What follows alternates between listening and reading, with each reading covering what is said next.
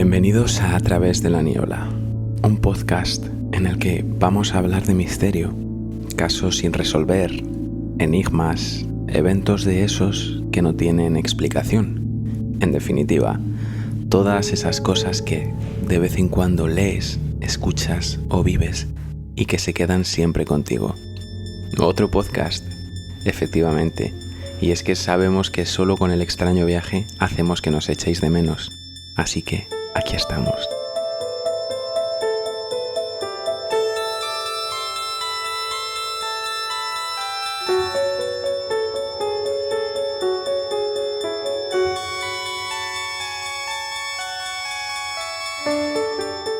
Saludamos, como no podía ser de otra manera, a Pedro Riutort. ¿Qué tal, Pedro? ¿Cómo estás, Javi? Aquí en este nuevo podcast que ya teníamos ganas de salirnos un poco del ámbito musical del extraño viaje y meternos en algo que nos gusta tanto como es el misterio. Pues sí, en mi caso es la razón de mi vida, el misterio. Has visto, madre mía, ¿qué te esperas de este A Través de la Niebla, de este nuevo programa? Pues, ¿qué me espero? La verdad que espero que nos entretengamos mucho, que hablemos de los temas que nos gustan. Y que bueno, podamos dar nuestra opinión, nuestra libre opinión sobre esos temas que versan sobre el misterio. Y bueno, yo creo que estos días han traído consigo novedades inesperadas en uno de los casos sin resolver, pues más famosos y misteriosos de la historia, ¿no? La desaparición de la pequeña Madeleine McCann, que desapareció en Portugal en el año 2007 cuando estaba de vacaciones en el Algarve con sus dos hermanos y sus padres. Yo creo que es un caso sobradamente conocido por todos y digo que ha traído novedades porque ha aparecido una chica que cree firmemente que puede ser ella Madeleine. Pendientes de esta joven polaca que pide una prueba de ADN porque sospecha que podría ser Madeleine McCann. Recordemos, desaparecía en 2007 en Portugal. Ha compartido a través de las redes sociales las que, según cree, podrían ser las similitudes que comparte con la pequeña. La joven que fue adoptada destaca las pecas en el rostro y en las piernas, una marca en el ojo y lunares y expresiones faciales. A pesar de su empeño en demostrar que ella podría ser la pequeña Madeleine, la policía del Reino Unido y también la de Polonia están ignorando su testimonio porque no acaban de darle credibilidad. Sí, así es. Bueno, yo para iniciar esta conversación me gustaría decir que desapariciones hay muchas, sin resolver me refiero, pero curiosamente esta de Madeleine nos ha acompañado durante muchos años. Ha estado siempre ahí en el candelero. No sé si te has dado cuenta de que ha sido un caso que, no sé, hay casos pues que tienen más relevancia y otros casos que son iguales o más terribles que no tienen tanta, ¿no? En el caso de Madeleine, pues creo que el recuerdo siempre nos ha ido acompañando, ¿no? De esta chiquilla, no sé muy bien por qué, a lo mejor porque en su momento pues los medios de comunicación lo vendieron mejor. Claro, ahora la reaparición de esta chica, que entiendo que tú vas a dar una serie de datos para justificar que alega, ¿no? Para decir que es la verdadera Madeleine, pues ha despertado de nuevo otra vez en sí pues el misterio que rodea esta desaparición. Es que claro, yo pienso que, como tú bien dices, fue un caso que en su momento resultó muy impactante. Se involucró muchísimo la prensa británica. Todos conocemos de sobra la fotografía de Madeleine y siempre se habló en un principio de una reacción muy tardía por parte de la policía portuguesa a la hora de cortar las fronteras del país y de vigilar lo que habría podido favorecer pues que si esa niña se la quería sacar del país se la pudiese sacar. Y es un caso... Bueno, yo perdona que te interrumpa, por lo poco que he leído, aparte de tardía, desastrosa. Yo he oído comentarios que tachan la investigación de un desastre. Sí, mi opinión personal es esa, ¿no? O sea, se tardó muchísimo en que la policía entrase en el lugar de la desaparición, en la habitación, cuando quisieron ya tomar muestras. Por ahí había entrado hasta el portero del edificio, o sea, estaba aquello destrozado. Claro, luego pues todos conocemos lo que sucedió, ¿no? Los padres obviamente se involucraron muchísimo, pero acabaron recibiendo por parte de esa misma policía portuguesa el estatus de arguidos, que es en el argot policial portugués es sospechosos formales, ¿no? Finalmente se les descarta porque tuvo una persecución, yo pienso, más cegada por otras cosas que por la verdad. El comisario a cargo de esto, que era un hombre que luego se ha visto que ha estado involucrado en casos de corrupción, un tal Gonzalo Amaral, y creo que le pudo más eso, el querer buscar una respuesta rápida y el no sé, lo que tenía contra los padres de Madeleine, que luego siempre se han visto salpicados por esa sombra, ¿no? Por eso hay mucha gente que a día de hoy mantiene que fueron ellos los que asesinaron a la niña. Hombre, yo creo que también hay que entender, bueno, primero tenemos que desligarnos totalmente de la imagen que tenemos de las series policíacas, ¿no? Donde todo se resuelve en un capítulo y la policía, pues oye, casi son superhéroes, ¿no? De Marvel. Uh-huh. Yo creo que la vida real, eso yo creo que es hasta un poco roza el género de la comedia, yo creo, ¿eh? Uh-huh. Me da a entender, porque luego cuando escarbas un poquito y lees cómo han ido muchas investigaciones y tal, pues te das cuenta de que, bueno, hay mucha ciencia ficción, más ficción que ciencia, en este tipo de series y de películas. En cuanto al caso de Madeleine, además es un caso incómodo, ¿no? Porque un caso abierto es un caso sin resolver. Uh-huh. Y en cierta manera implica un fracaso, ¿no? Y cuanto más tiempo esté abierto y sin resolver y más horas pasen, porque según yo siempre he tenido entendido, las 48 primeras horas son cruciales en el caso. Sí. O sea, ahí es donde se cuece el 80% de las posibilidades de que se acabe resolviendo y donde aparecen las pistas más fiables y tal. Hombre, yo entiendo que este señor, no sé, hablo un poco desde el desconocimiento, pero un poco lo que he oído y tal, pues tenía muchas ganas, como tú bien dices, de cerrar el caso. Cuando no le acababa de encajar y pasaba el tiempo, pues evidentemente era un fracaso. Y entonces, pues posiblemente, porque tampoco hay que descartar que la actitud de los padres no favoreció mucho, que digamos. Uh-huh. Aunque no sean culpables, que no lo sé, porque yo me espero ya cualquier cosa de un caso abierto así, que finalmente, si algún día se resuelve, pues pueda ser cualquier cosa, ¿no? Pero me refiero que la actitud de los padres creo que tampoco dio mucho pie a la confianza, por lo que he entendido yo y lo que he escuchado y leído sobre el caso. En el centro de Praia da Luz se respira la calma típica de un pequeño pueblo pesquero, ni rastro de los cientos de medios que cubrieron su desaparición, aunque aquel episodio sigue en la memoria de muchos. Vera tenía 15 años cuando todos los vecinos se volcaron en la búsqueda de Madeleine. Aquí en nuestros establecimientos dábamos a los que estaban de servicio agua, comida, también agua para los perros. Fueron días horribles, dice. La búsqueda de Madeleine llegó incluso hasta aquí, a este barranco de La Bravura, 25 kilómetros al interior de Praia da Luz, en medio de un gran parque natural. Había pistas que decían que la niña se podía encontrar bajo el agua. La estuvieron buscando, pero no la encontraron. Y 15 años después, Madeleine sigue sin aparecer. Yo nunca he pensado que los padres estuviesen involucrados en este caso, pero sí que es cierto que esta persona de la que hablamos también puede ser que venía un poco intoxicada, porque desde los medios de comunicación británicos se estaba poniendo mucho el dedo en la llaga la actuación de la policía portuguesa, ¿no? De hecho, allí llegaron a desplazarse miembros de Scotland Yard porque se hablaba más o menos de Portugal como si fuese un país tercermundista. Ya sabemos también los ingleses, los snobs que son también para este tipo de cosas.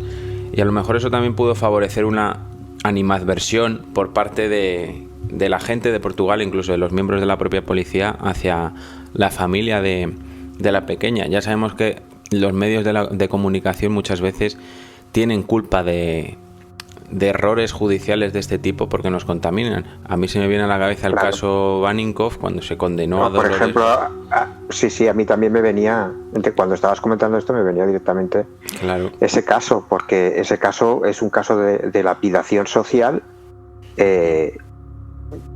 clarísima, y apoyada por parte de los medios. Exacto, es que fueron los medios los que condenaron a Dolores Vázquez básicamente a la prisión.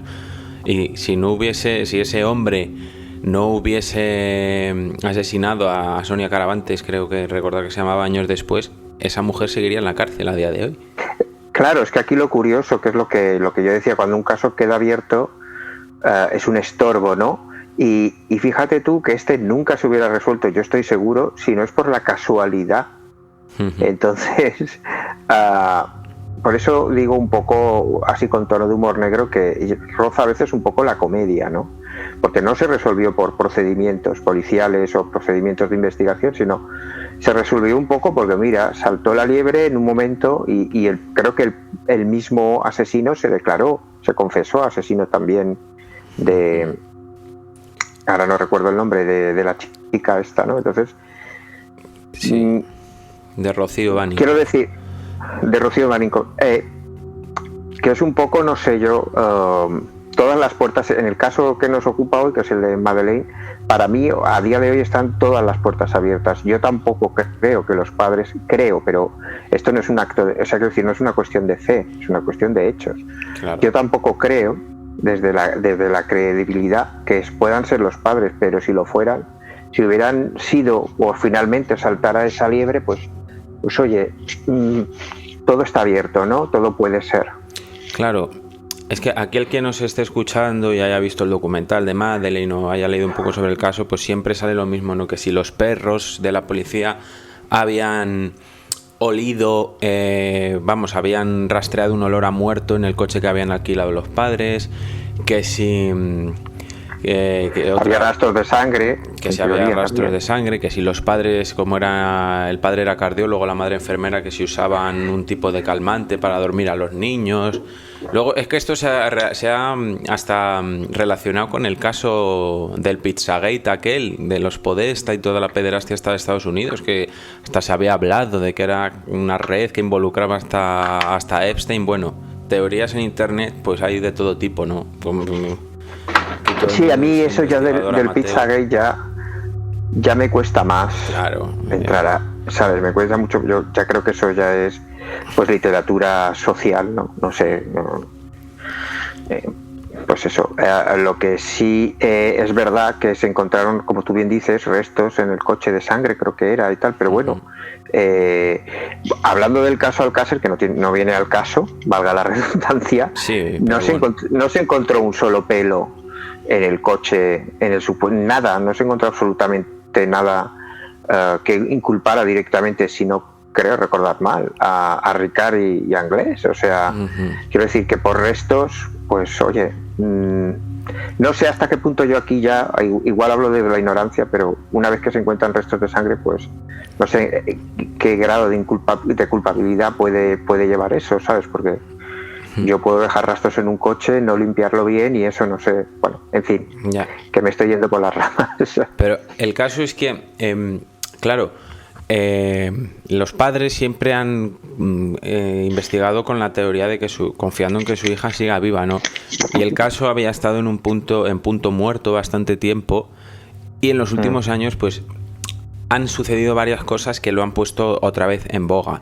Porque en 2022 pues la Fiscalía portuguesa anuncia que en colaboración con la policía de Alemania han declarado una persona como sospechosa oficial, un tal Christian Bruckner, un alemán que en esa zona vivía en esa época vivía en esa zona y que estaba en prisión por delitos de drogas, había sido condenado por violar a una mujer de 72 años en esa misma zona del Algarve en los años en los que desapareció Madeleine y que tenía antecedentes de pederastia, ¿no? Y estaba como muy ya encadenado a que esta persona, porque además se hablaba de que en ese vehículo se habían podido encontrar algún tipo de rastro, y estaba muy encaminado todo a que esta persona pues tuviese en su detención estuviese en la resolución del caso.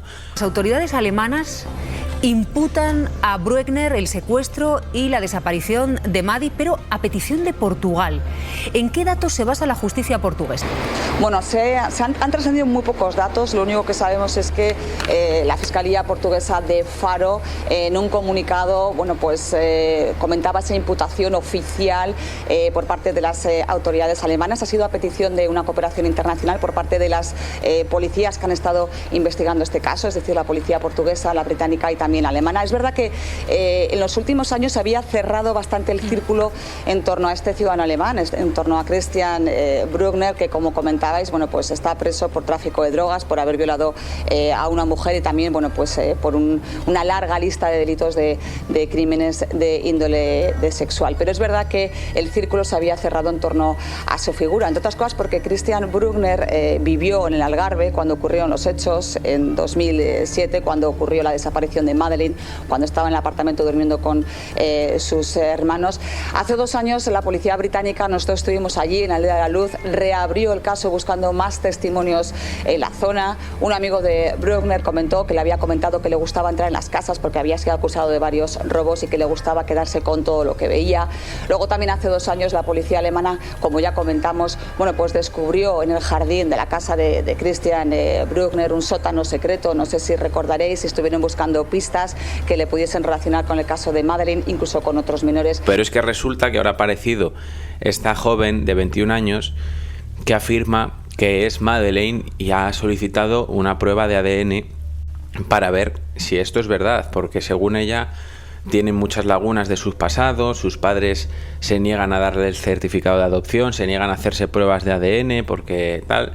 Entonces la chica se abre una cuenta de Instagram y en una semana o menos ya tiene 1 millón de seguidores. Ya. Claro, lo que no se sabe es lo que hay detrás de todo esto, porque al principio, cuando yo lo hablé contigo, me acuerdo que decíamos, no, nos gustaría que fuese la resolución del caso, que fuese positiva, pero claro, cuando hay una exposición tan mediática empieza a salir muchísimas cosas sobre esta persona y empieza a ensuciarse muchísimo todo. Uh-huh. Entonces, es que, claro, tú has dicho, te lo has expresado más correcto imposible. Nos gustaría, sabes, que fuera el resultado, ¿no? Porque de alguna manera cerraría todo el puzzle. Yo me decanto por el no, pero volvemos a lo mismo. Creo, es un acto de fe, creo que no va a ser así, desgraciadamente. Pero lo creo por varias cuestiones. La primera, y vuelvo a repetir que es una opinión, yo no tengo conocimiento absoluto de lo que ha alegado esta chica, es la forma en que lo anuncia, ¿no? Porque yo creo, no sé, a lo mejor visto desde mi perspectiva como soy yo, si creo que si me ocurriera a mí, pues lo último que haría es anunciarlo por TikTok. Uh-huh. Iría a la policía, ¿sabes? Lo haría de una manera, pues no sé, mucho más discreta, ¿no? Por lo que pudiera ser, porque tú puedes creer ser. Uh-huh. Esto, o sea, tú puedes ser, yo puedo creer ser lo que quien yo quiera creer ser, pero si no estoy 100% seguro, pues andaría con cierta discreción, ¿no? Anunciarlo en TikTok no me parece un medio a mí, ideal. A lo mejor es que estoy desfasado tecnológicamente, pero creo que no. Ella lo que afirma es siempre según su relato, que ya había acudido a la policía, pero que no la creían o que no consideraban que su historia fuese cierta, ¿no? De hecho, esta chica tiene 21 años y Madeleine debería tener 19 a la edad de hoy, pero ella sigue alegando que como nadie le da el certificado de nacimiento, no tiene manera de saber su edad real. Más allá de eso, no sé hasta qué punto llega ella a hacer la relación de yo puedo ser Madeleine, ¿no?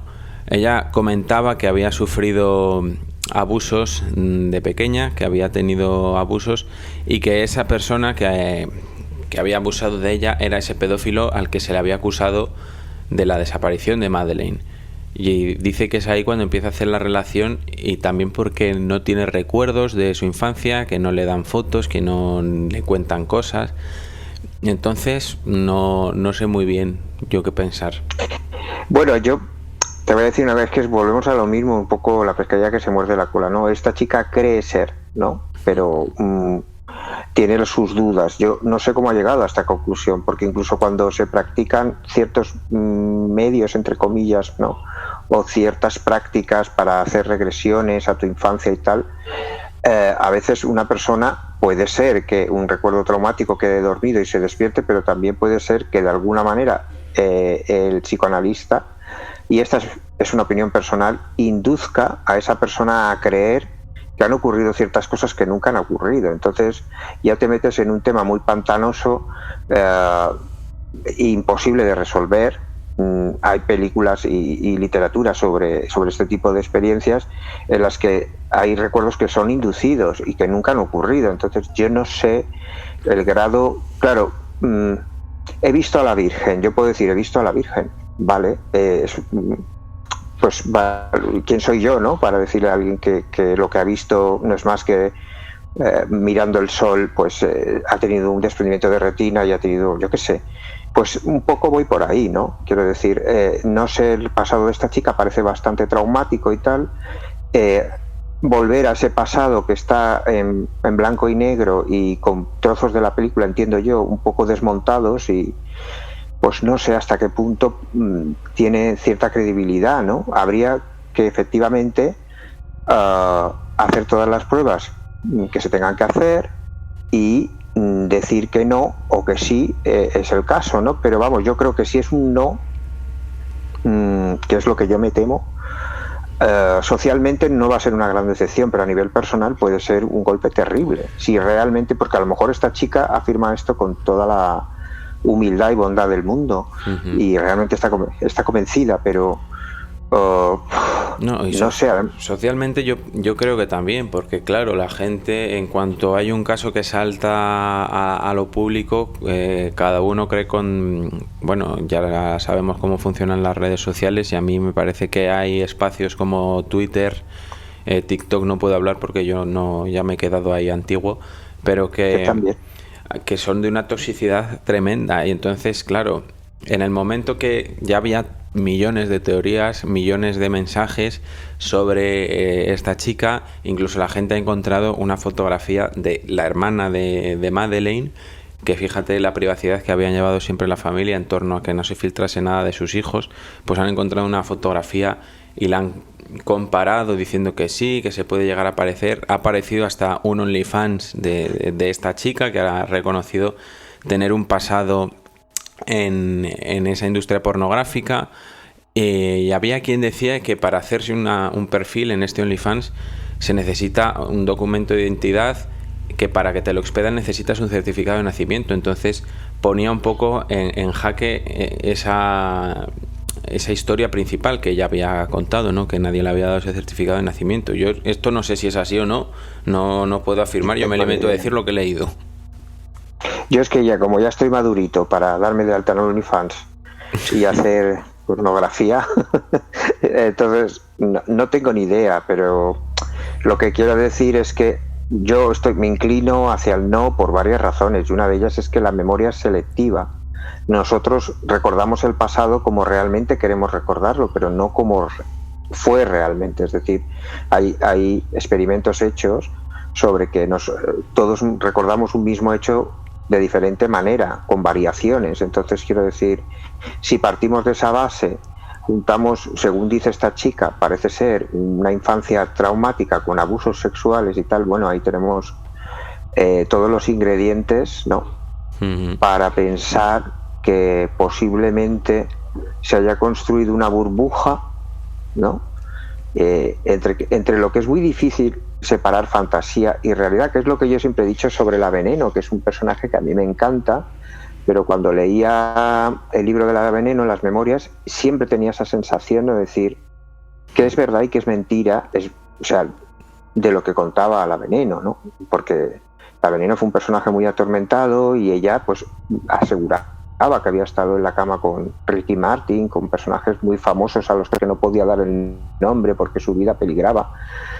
Bueno, es muy complicado, ¿no? Quiero decir, sí, es un eso poco no es también el caso de salvando las distancias, Aramis Fuster, ¿no? Llega un punto que dices, es que ella se lo se lo está creyendo de verdad lo que está diciendo, no sabe a dónde acaba.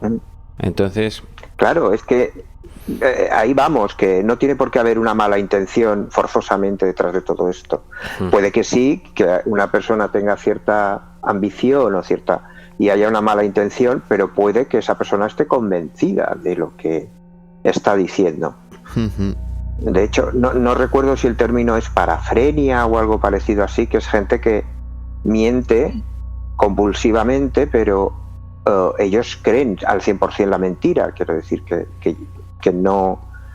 llega un momento que ellos no son conscientes de que han creado esa mentira, sino que esa mentira es ya una realidad. Entonces, no sé, está difícil la cosa. Esperemos que finalmente se haga esa prueba de ADN y se pueda resolver. Eso es la única manera en la que se va a salir de dudas, es con esa prueba de ADN, que la gente decía, pero ¿por qué no se la hace la familia? Y la familia ha emitido un comunicado, porque claro, era la única manera de no perturbar la paz, más o menos, porque no sé si se puede hallar paz cuando no sabes dónde está tu hija, de la familia de Madeleine y la familia de esta chica, de la chica de polaca, afirma que no se la hacen porque no quiere alimentar las ínfulas de esta chica que ya tiene... Pero tampoco me parece una postura inteligente la familia de la... A mí tampoco, porque evitas esta exposición mediática. Es que... Claro, es que esto es un campo, pero vamos, un campo virgen y súper extenso para toda esta gente que alimenta el morbo, ¿no? De no se quisieron hacer la prueba porque... Y a partir de ahí ya empiezan a hacer confabulaciones, ¿no? De alegar que no lo vamos a hacer porque creo que, según me explicaste tú, esta chica tiene afán de protagonismo y tiene, bueno, problemas mentales. Siempre había querido ser cantante, famosa, y que ahora tal. Pero yo no lo veo, por parte de la familia, no lo veo ni siquiera empático. Pero bueno, no sé.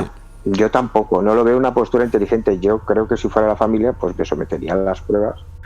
Y bueno, como dice el dicho popular, muerto el perro se acabó la rabia, ¿no? Efectivamente. Pero bueno, yo creo que no vamos a aportar tampoco nada al caso. Simplemente era comentar un poco estas novedades que teníamos y enlazarlo, porque claro, si hablamos de desapariciones misteriosas, yo creo que hay una aquí en España que 35 años después, más de 35 años después, sigue siendo un caso sin resolver, y yo me atrevo a decir que más complicado que el de Madeleine, ¿no? Porque cuanto más tiempo pasa, más difícil es que algo se solucione. Y estoy hablando del caso del niño pintor. No sé si te acuerdas tú de este caso en general, porque... Pues sí me acuerdo, pero es un poco enlazando con Madeleine. ¿Ves? Este no es un caso que ha gozado de tanta popularidad. Es que es increíble, pero hay casos que gozan, uno no sabe muy bien por qué, que como decía en aquella frase de la película de Almodóvar, es que ni un pobre masa media ha venido, como que decía Chus Lampreave, es que ni para eso ha tenido suerte, ¿no? Sí es cierto que el caso del niño pintor creo que sobre todo los primeros años tuvo como un boom, pero luego se desinfló completamente y ya creo que muy poca gente se acuerda de ese caso, ¿sabes? Y es curioso porque es que, claro, se han colapsado las noticias, pero es que esta semana daba un giro el caso del niño pintor, porque se ha retomado una nueva línea de investigación, porque a raíz de la aparición hace un par de años de un dibujo que le dejaron a la madre en el buzón. Bueno, voy a poner un poco en contexto el caso antes de contar las novedades. Estamos hablando de la desaparición del niño llamado David Guerrero en Málaga, el 6 de abril del 87. Hace 8 meses, el 6 de abril, David salió de este portal a las 7 menos 20 de la tarde.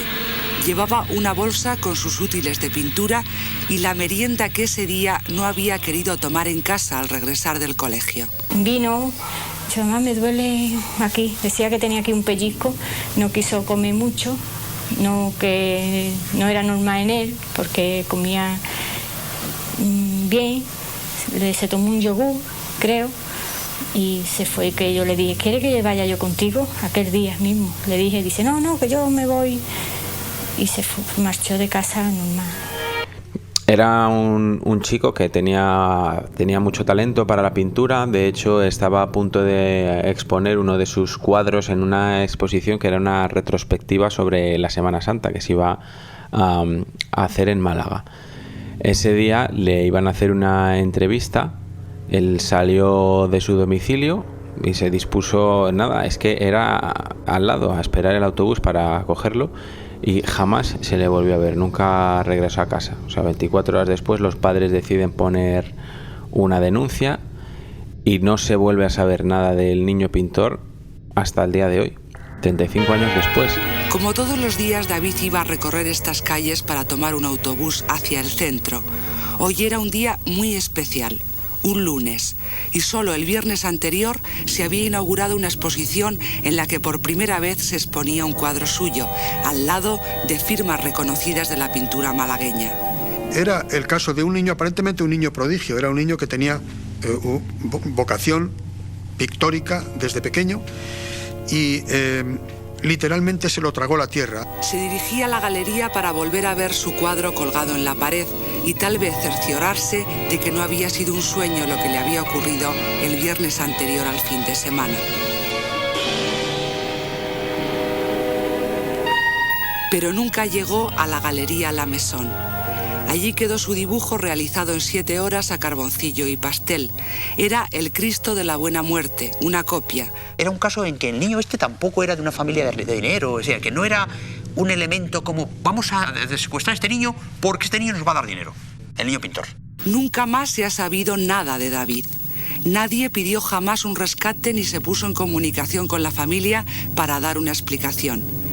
Tras la denuncia en comisaría se iniciaron las investigaciones en el entorno social del pequeño. Todo Málaga quedó plagado de sus fotos. Los medios informativos comenzaron a hacerse eco de una desaparición con muchos rasgos singulares, pero nada dio el fruto apetecido. Ni siquiera la recompensa de 1 millón de pesetas que ofreció el padre, con escasos medios económicos y sin disponer de esa cantidad en efectivo, por una pista. Es que también se han barajado muchísimas hipótesis, ¿no? Que si se le había secuestrado para usarlo en alguna red de falsificaciones de arte, se habló de pederastia, pero no hay nada sobre claro de qué había pasado aquí. Y vamos, es que es un caso que por mucho que leas, por mucho que investigues, no sacas nada en concreto. No te enteras de nada, porque también se cometieron muchísimos errores policiales. Al niño le tuvieron que declarar por muerto hace un par de años y el padre del propio niño, pues al final falleció sin saber qué había pasado con su hijo.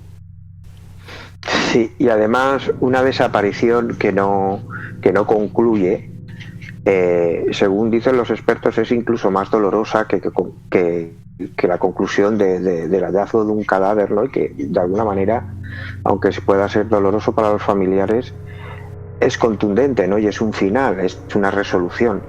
En el momento en el que una persona desaparece y no sé, porque yo el caso del niño pintor no lo tengo tan fresco como otros, pero creo que hay 0 pistas. O sea, ahí sí que van más perdidos, con perdón de la expresión, que un garbanzo en una olla de lentejas. O sea, es una situación en teoría controlable, porque creo que el chico desapareció en un tramo de calle muy corto, ¿no? No, corrígeme si no es así. Muy corto, sí. Es que, de hecho, es que lo comentaba un hombre que está metido, José María García Calabuig, decía que el problema con el que se toparon es que nadie le había visto salir de casa, y es que además es que ese día coincidía con la visita de la reina Sofía a Málaga. Y la reina tenía que pasar por esa calle, o sea, era una zona que estaba totalmente vigilada. Y es una desaparición limpia, no hay testigos y es como si se lo hubiese tragado la tierra, o sea, es una cosa increíble. Claro, es muy difícil. Es lo que digo, que es que no hay una pista que uno diga, creo yo, que no hay una pista que uno diga, bueno, aunque no se llegó a una conclusión, pues es más fiable o hasta aquí hemos llegado. No, yo creo que es un caso desconcertante porque parece casi una abducción, ¿no? Quiero decir, ha desaparecido, pero un poco me recuerda al que ocurrió aquí en Magaluf, que también, bueno, no sé si tú estabas al tanto, pero desapareció una chica también hace años, no hace tantos, ¿no? A lo mejor hará 10, 15 años, y fue en un tramo de una calle, creo que ella salía del instituto y tal, pero que fue nada. O sea, ahora te veo, gira la esquina y desaparece. Claro, tú creo que comentabas que ahora ha aparecido una nueva, o que alguien envió un dibujo, bueno, o algo así. Es que en el momento casi no hubo pistas. De hecho, una de las líneas que se siguió fue la declaración de una pareja de profesores que estaban en un viaje en Portugal a finales del 88 y afirmaron haber visto a ese niño pintando en las calles de Lisboa, pero la pista al final resultó ser un paso en falso y se abandonó. Solo en el verano se alimentó una esperanza fundada. 2 testigos diferentes, un empleado de Renfe de Irún y un profesor de arte de Pamplona, dijeron haber visto a David en Lisboa pintando en el suelo. La policía portuguesa lo investigó y dijo a la española que sí podría tratarse del pequeño. Los 2 inspectores de Málaga fueron a comprobarlo y hallaron en su lugar a este niño de 14 años. Se llamaba Carlos, era portugués y medía 1,38, cuando David, en el momento de su desaparición, alcanzaba ya entre 1,55 y 1,58. Un niño muy estudioso, muy trabajador, apuntaba para genio de la pintura. Decían que podía ser como su paisano Picasso, pues un gran artista, y su vida, su vocación era estar todos los días con los pinceles. Y la última línea de investigación que se tuvo fue a raíz de una caricatura. Identificaron a un ciudadano suizo de 70 años de edad que podría haber estado implicado en la desaparición de este niño. Este señor se llamaba Rudolf Eichmann, que se hospedaba en un hotel de la ciudad. Y en la habitación de este señor se encontró una caricatura suya. David pintaba muy rápido, le gustaba hacer retratos, incluido de él mismo, apuntes del natural y caricaturas. Era también muy ocurrente dibujando cómics y hacía asimismo esculturas. Una vez que salía de su colegio, era su casa, se venía con los compañeros porque venían de camino con él, pero ya cada uno se iba para su casa y ya está, ni de ir a un cine, ni a la calle a jugar, ni nada. Él no le gustaba irse a la calle. Pero la cosa es que este hombre murió mientras se desarrollaba la investigación, entonces jamás se pudo concretar, pero las facciones de esa caricatura se decía que eran las suyas. Bueno, pues emergieron testimonios hace un par de años de una de las compañeras de clase de este chico, que al parecer dejó en el buzón de la madre la caricatura de este hombre y dijo: si quieres saber lo que le ha pasado tienes que buscar, o algo así, creo recordar. Y la policía, que ha hecho un estudio fisionómico de esta caricatura, dice que para nada se corresponde con la de ese sospechoso primero, con la de ese señor suizo. Entonces, ¿ahora qué va a pasar? ¿Qué va a pasar si es una caricatura de un viejo hecha hace 35 años? Imagínate dónde puede estar ahora. Un hecho, no hipótesis sino hecho, es que David estuvo raro ese 6 de abril. Lo fácil es atribuirlo a los nervios de la exposición, pero puede haber otra explicación, que él tuviera intención de marcharse. Pero la hipótesis de una huida voluntaria se contradice con otro hecho. David solo llevaba el billete de bonobús en el bolsillo y dejó en casa sus ahorros. Era muy raro aquello, porque ese día la reina Sofía se encontraba allá y tenía que pasar por esa calle. Y estaba llena de policías, de paisano y de uniforme. Entonces cualquier agresión, cualquier secuestro violento lo hubieran detectado por algún grito, y allá nadie detectó nada. No lo sé, yo creo que este caso lamentablemente no se va a resolver nunca. Creo, bueno, ojalá me equivoque. Un poco lo que estás contando del dibujo, volvemos un poco a las historias populares que se cuentan o que dicen que son auténticas, que es el pie que se supone pertenecía a una de las víctimas del crimen macastre que apareció en la calle Alcácer. O sea, me recuerda un poco, ¿no? Guardando las distancias, que fue, creo, un año después o un año anterior al crimen de Alcácer, apareció un pie seccionado, cortado, en un container de la calle Alcácer, y luego sucedió el crimen de Alcácer, que hubo también gente que relacionaba ese pie aparecido en la calle Alcácer, que era como un mensaje, una señal de, no sé, de que había como una especie de grupo por ahí, por el Levante, pues un poco... claro, lo de la caricatura, volvemos a lo mismo. El caso del pie no lo conozco, ¿eh? Sí. Es que ahora mismo... no sé si fue un año antes del crimen de Alcácer. Bueno, conoces el crimen de Macastre, ¿no? No. Bueno, pues parece ser que el crimen Macastre está relacionado directamente. Bueno, no es que esté relacionado, pero vamos, 3 chicos que eran un poco... vivían, creo que era como un correccional, bueno, una cosa así, se van a pasar un fin de semana a una caseta en medio en la zona de Macastre. Y resulta que, bueno, los encuentran a 2 de ellos muertos, uno que además tardaron mucho en encontrarlo, pero estaba en un diámetro, en una longitud no muy lejana a la casa, pero sin ningún tipo de violencia ni nada. Una en la caseta, creo que era una de las chicas, porque eran 2 chicas y un chico, y el chico lo encontraron pues relativamente cerca a la caseta donde habían estado, pero tampoco presentaba ningún signo de violencia por el cual había muerto, ¿no? Entonces se especuló que si drogas, bueno, X. Esta caseta estará ligada para siempre al crimen de Macastre. Aquí celebraron 3 menores la Navidad del 88. Aquí encontraron muertos a 2 de ellos a principios del 89. Pero esta es la historia de un triple crimen, el de Rosario, de 15 años, su novio Francisco, de 14, y Pilar, también de 15. Sus muertes aún siguen impunes. De Rosario, a día de hoy solo tenemos un rostro perfilado. De sus vidas, apenas unos trazos. A finales de los 80, en Valencia, en pleno boom de la ruta del bacalao, estos 3 menores ya habían probado y mezclado casi de todo. Francisco, el más pequeño, entraba y salía por entonces de un reformatorio, la última vez para irse de viaje.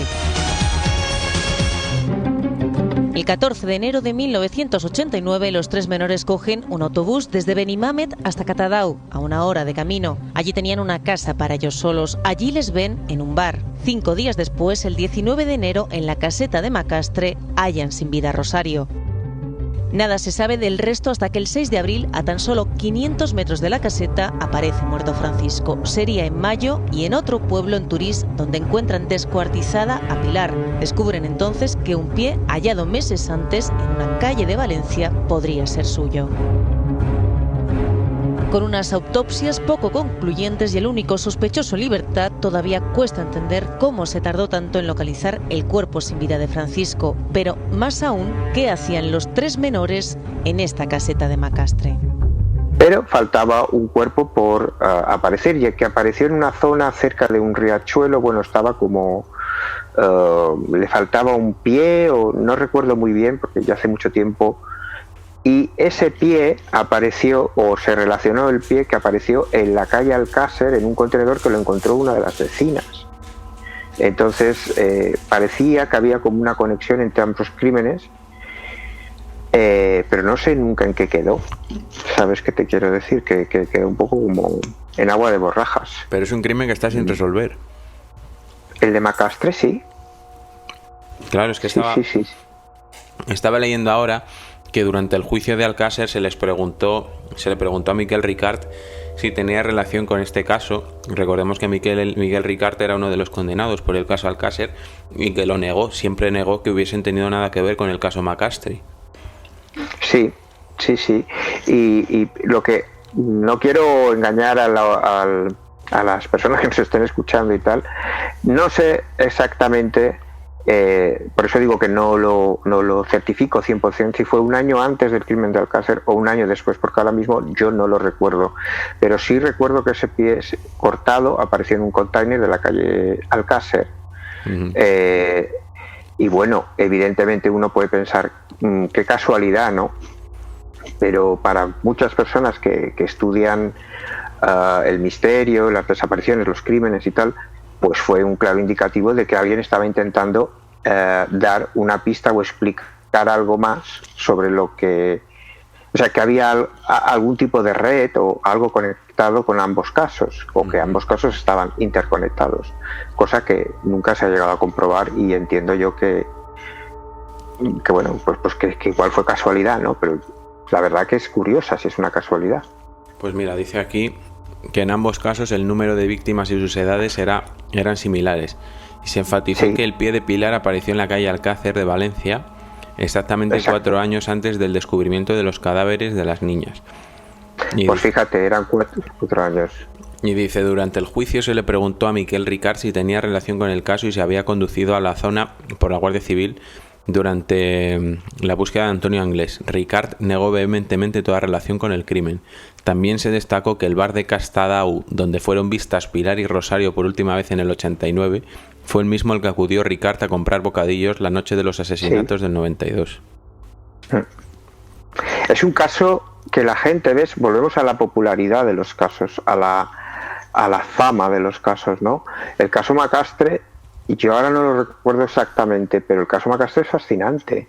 Y quiero decir, fascinante dentro del horror que es, ¿no? Pero que es un caso que muchísima gente desconoce y al que yo llegué gracias a Valeria Vegas, porque bueno, cuando estuvimos conviviendo esa temporada juntos y tal, pues hablábamos muchas veces de el crimen de Alcácer, tal, no sé qué, y ella me dijo, ¿conoces el crimen Macastre, que parece ser que está relacionado con el caso Alcácer? Y yo no lo conocía, ¿no?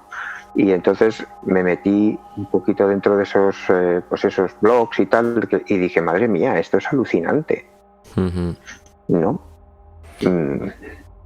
Claro, y es que esto nos lleva también al tema de las desapariciones sin dejar rastro, ¿no? Las dos que hemos hablado son desapariciones, son secuestros, podríamos decir forzadas. Es que no sé cómo definirlas de una forma que sea correcta. Hablo de Madeleine y el niño pintor, ¿no? Digamos que no son voluntarias. Y aquí estaríamos hablando de Antonio Anglés, que a día de hoy nadie sabe qué ha pasado con él. No, yo creo que, o sea, volvemos al creo, ¿no? Yo creo que Antonio Anglés lleva mucho tiempo muerto, pero esa es la conclusión que yo llego y a lo que yo quiero inclinarme por creer, ¿no? Porque me cuesta, yo cuando leo el pericle que este hombre hizo, bueno, las hazañas que hizo, que parece un superhéroe sacado, o sea, me cuesta mucho creerlo, ¿no? Y tampoco meternos ahora de lleno en el caso Alcácer, pero sí creo que el caso Alcácer es un caso muy misterioso, pero no sé qué parte hay de desastre de investigación, ¿sabes? Y qué parte hay de que no se ha llegado nunca a saber la verdad, porque yo creo que ahí se juntan los dos factores, ¿no? Que no sabemos la verdad al 100%. Yo no estoy hablando de una secta satánica ni cosas de estas, que tampoco me inclino directamente por ahí, ¿no? Pero dices, chico, es que 20 y pico de años después, creo que era 25 años después, se vayan unos excursionistas a hacer necroturismo, que llaman ahora, ¿no? Y encuentren el hueso de la mano y no lo haya encontrado ningún equipo de investigación. Pues, ¿qué quieres que te diga? ¿Sabes? Ha vuelto a pasar. Hace solo 2 años el forense Paco Echeverría encontraba un diente en la fosa común donde fueron enterradas las niñas de Alcácer. Ahora han aparecido unas falanges humanas en el mismo paraje de las Romanas. El caso sigue conmocionando a todo el país. El 27 de enero de 1993, 2 apicultores se encontraron en el lugar donde fueron ocultados los cadáveres de Miriam, Toñi y Desiré, 3 niñas que habían desaparecido 75 días antes. La investigación estuvo rodeada de polémica. La autopsia reveló que las niñas de Alcácer habían sido violadas y torturadas antes de morir de un disparo. Un volante médico encontrado junto a la fosa a nombre de Anglés llevó a las autoridades hasta los asesinos. Miguel Ricard fue detenido ese mismo día y condenado a 170 años de prisión, de los que apenas cumplió 3 décadas. Fue liberado tras la derogación de la doctrina Parot. Pero el presunto autor material de los crímenes, Antonio Anglés, continúa fugado 20 años después. Su madre dice que murió al lanzarse de un barco cuando iban a atraparle. De la manera que cayó, se ahogó o tiró entre un aero del barco y se quedó ya medio así y los peces acabaron de comer. ¿Una hélice se refiere? Eso, la hélice del barco. Se le ha buscado en Irlanda, Uruguay, en Brasil. Todo han sido hipótesis sin ninguna prueba del presunto autor de uno de los crímenes más horrendos que ha conmocionado a la sociedad española. Siempre ha rodeado al caso un aura de que se quedaron muchos cabos sueltos y por ello uno de los padres inició una investigación paralela que nunca dio frutos. Los 7.000 vecinos de este pueblo valenciano, marcado para siempre por esta espantosa tragedia, recuerdan a aquellas 3 niñas que salieron una tarde para ir a una discoteca y no volvieron a casa jamás. Es que lo que tiene el caso Alcácer es que es muy oscuro. Ya no a nivel del horror que sucedió, de lo que hizo lo que hicieron estos dos desgraciados, sino toda la investigación después, todas las sombras que tiene. Es que no hay nada en claro y no se sabe qué pudo pasar, qué intereses había por ahí detrás. Siempre se ha hablado de que si se facilitó la huida de Anglés. Había quien decía que había llegado hasta Dublín, creo, en un carguero, que se le había facilitado el entrar ahí. Y el otro día comentaba, lo leí de casualidad, el escritor Santiago Díaz decía que si Antonio Anglés sigue vivo a día de hoy, es imposible que haya podido dejar de matar. Y yo creo que esto es verdad también. A ver, yo no sé, estamos en el terreno de las opiniones personales, pero voy a repetir, yo creo que Anglés murió hace mucho tiempo. No sé hasta qué punto Ricard estuvo implicado o no. Tampoco, después de toda la información, yo vi el documental de Netflix, pero a mí el documental de Netflix no me gustó. Pero no me gustó no por nada, o sea, yo no digo que no hayan seguido una línea de investigación seria, sino que me parece que ya desde el primer episodio estaba muy enfocado a la versión oficial y siempre que mostraban los testimonios un poco, los mostraban ya incluso con un lenguaje cinematográfico muy diferente al resto, ¿no? Yo recuerdo que al padre lo sacaban con picados, no sé, era todo como muy... No me gustó. Yo lo que creo que en el caso de Alcácer se juntaron muchos factores, una investigación que fue un desastre, luego también, pues no sé, muchas cosas juntas que dieron pie a todo este tipo de leyendas, pero que dentro de estas leyendas yo sí creo que puede ser que ellos dos estuvieran implicados en el crimen, pero creo que hay más gente, que no forzosamente tiene por qué ser una red de películas Snap y todo esto, no, porque al final todo esto pues dices, bueno, ¿a qué te lleva, no? A inflar el globo y que la gente hable y hacer canales de YouTube y tal. Pero sí creo que posiblemente hubo más personas implicadas, no sé de qué estatus social o... Sí, yo también lo pienso. Y nunca vamos a saber en realidad qué es lo que pasó, porque el saber lo que pasó yo creo que implica a la Guardia Civil, implica a la policía, o sea, implica el reconocer que hemos hecho un desastre como investigación, ¿sabes? Que desaparezcan que desaparezcan pelos, que no se analice tal, que al doctor Frontela le lleguen los cuerpos sin brazos, sin piernas, sin nada, como que el que dice, el torso de un maniquí, lavado además, porque esto es lo que declaró él, que le había llegado los torsos lavados y pues hombre, ¿entiendes? Son muchas cosas, pero y aparte que luego te tengas que creer que Anglés es una especie de Spiderman que logra saltar no sé cuántos metros desde su casa sin hacerse el más mínimo daño, meterse debajo de un camión, llegar hasta un barco, hombre, por lo menos requiere un ejercicio, esto sí que requiere un ejercicio de fe inmensa. Pero claro, es que es como volviendo de nuevo al caso Vaninkoff y volviendo también a lo que hemos dicho de Madeleine al principio, es un poco también esa parte de la policía, de lo que tú decías, de hasta qué punto podemos reconocer lo malos que somos como investigadores, ¿no? O sea, es que a Dolores Vázquez se la llegó a acusar con pruebas que no podían tener validez dentro de ningún jurado, de ningún como pruebas legales, ¿no? y que se denegó directamente a la defensa de aquella mujer el poder acceder a ellas. O sea, se la estaba acusando porque había que meter a alguien. Y aquí estamos hablando de lo de Ricard. ¿Por qué a ese hombre sí y por qué a Anglès no? Es que es lo que tú dices. Hay algo detrás muy turbio que yo dudo que sepamos nunca. Y que si lo sabemos van a pasar muchos años. Yo ya hace años que tiré la toalla en el sentido de que dije, nunca se va a saber al 100% qué pasó aquí. Y en el caso de Vanínkov, no hay que olvidar que yo recuerdo que hablaba con gente y decía, es que es ella, porque es que tiene cara de mala. O sea, a mí esta frase me encanta, ¿no? Porque digo, ¿qué nivelazo tiene la sociedad, no? Tiene cara de malo, es malo. Tiene cara de bueno, es bueno. Bueno, pues miren ustedes fotografías de Ted Bundy y tiene una cara de bueno que es alucinante. Es que era un galán. ¿Sabes? Quiero decir, la gente tendría que ser más consciente de que lo de la cara de malo sirve en el cine, en las películas de terror a lo mejor, pero en la realidad, por desgracia, hay gente que tiene cara de ángel que es un demonio y gente que tiene cara de demonio que es un ángel. Entonces, coño, es que muy difícil. Nada más hay que pensar en Harold Shipman.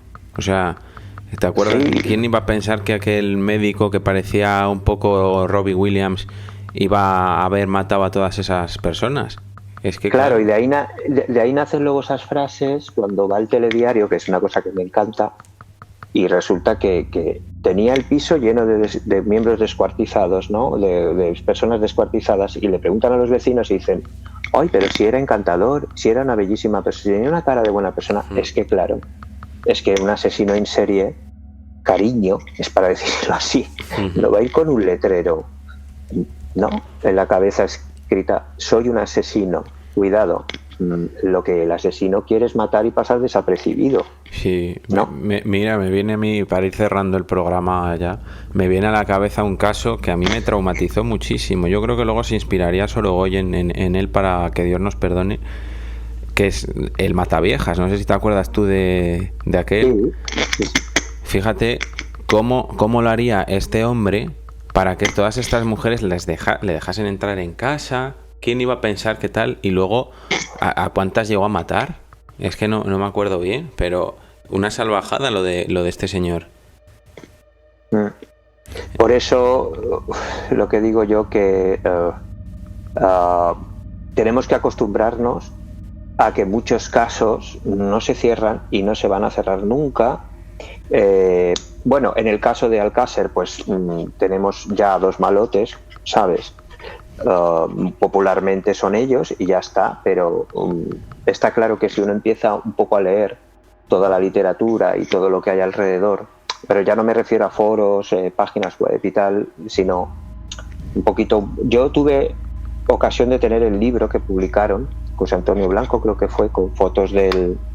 Lo que pasa que mi jefa en aquel entonces en la librería me dijo, todo esto de evolución, no quiero esta porquería aquí. O sea, había un rechazo absoluto hacia cualquier tipo, ¿no? Y ese libro como que se vetó totalmente.